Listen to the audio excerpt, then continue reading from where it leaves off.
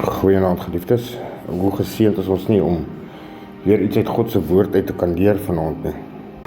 Ek lees graag aan ons voor Romeine 12 vanaf vers 1. Gee julleself aan God as lewende en heilige offers, wat vir hom aanneemlik is. Dit is die wenslike van die godsdiens wat julle moet beoefen. Julle moenie aan hierdie sondige wêreld gelyk word nie, maar laat God julle verander deur julle denke te vernuwe. Dan sal julle ook kan onderskei wat die wil van God is. Wat 'n kosbare woord. Draai na God toe. Dit is basies wat hierdie deel in Romeine vir ons sê. Draai na God toe. Wat is dit om na God toe te draai? Wat is dit om wedergebore? En wedergebore beteken dat jy vanuit God nuut gebore word, sodat Christus in jou kan lewe. Hoe kry mense dit reg? Jy draai na Jesus toe. Jy gaan na Jesus toe, jy neem hom aan as jou enigste verlosser. Jy staan by hom stil.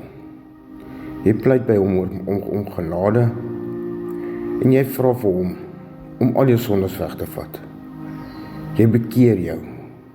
Bekering is die mens se reaksie op die wedergeboorte wat God ons skenk.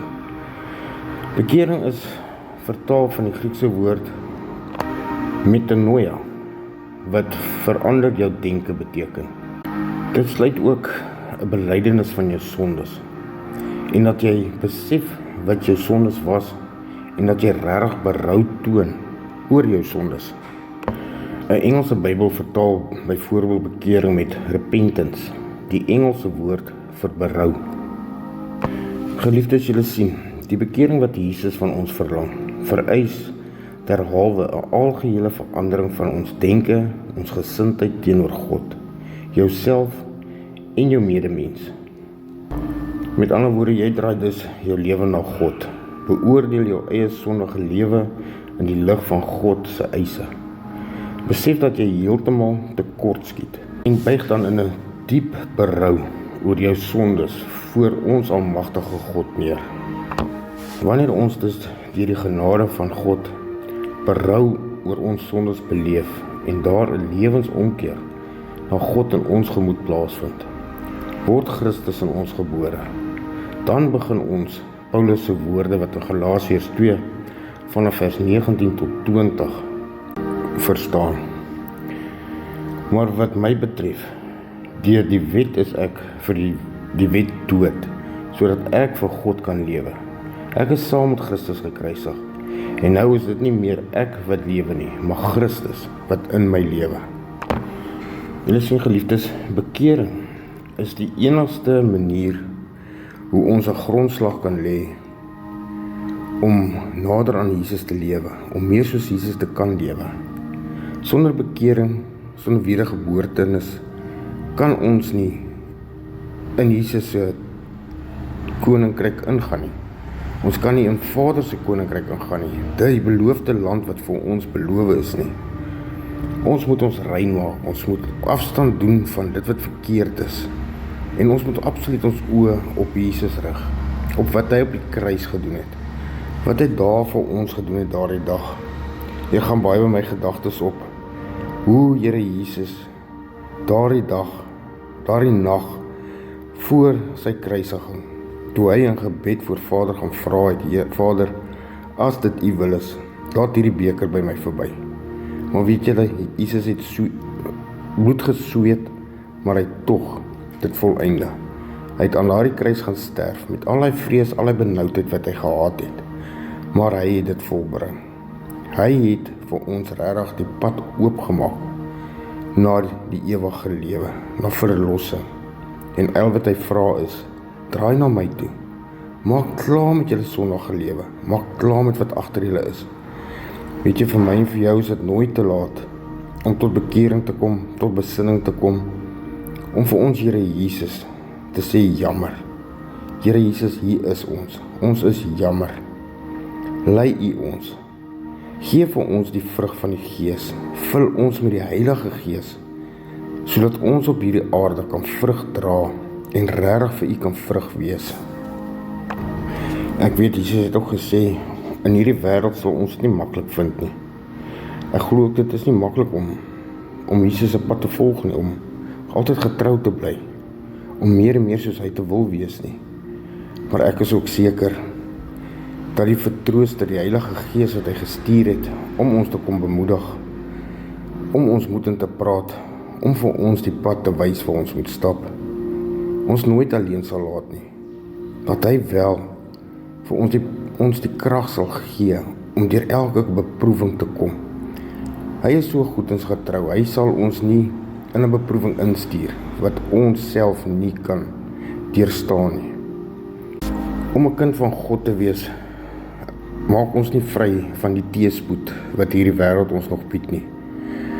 Maar dit gee vir ons vrede met die wete dat Abba Vader, Jahweh Here ons God, niks oor ons pad sal laat kom as dit nie sy toestemming wegdra nie. Wat 'n bemoedigende woord is daai, om kinders van die allerheiligste God te genoem kan word, om die naam Christen met alle trots te kan dra, om te kan weet, ons Vader leef vir ewig. Sy seun het die prys kom betaal, duur betaal. Ons is duur gekoop deur die kosbare bloed van sy seun Jesus Christus. En al wat hy sê is, draai na my toe. Maak klaar, maak julle los wat agter julle is.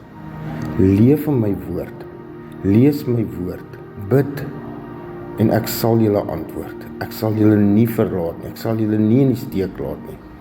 Die Here Jesus het so baie beloftes vir ons, maar ek weet, baie keer word ons so vasgeval en vasgevang in die aard, hierdie wêreldse goeders, laat ons soms moedeloos raak en dan weer neig na ons sondige natuur toe, om van hierdie depressie ontslae te raak, of van die hartseer, van die swaar kry, en dan draai ons na die verkeerde dinge toe, in plaas van na die een toe te draai, wat vir ons die lewe kan gee, die lewe in oorvloed, en nog meer as dit, die lewe na hierdie lewe.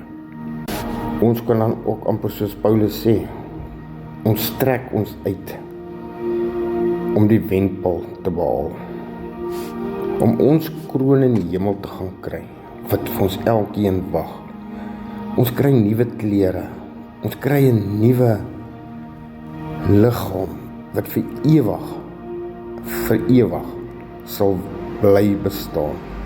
En ons is vir ewig by ons Here Jesus Christus. En ek sê weer, al wat dit kos, is dat jy jou knie sal buig voor hom wat vir jou lewe kan gee.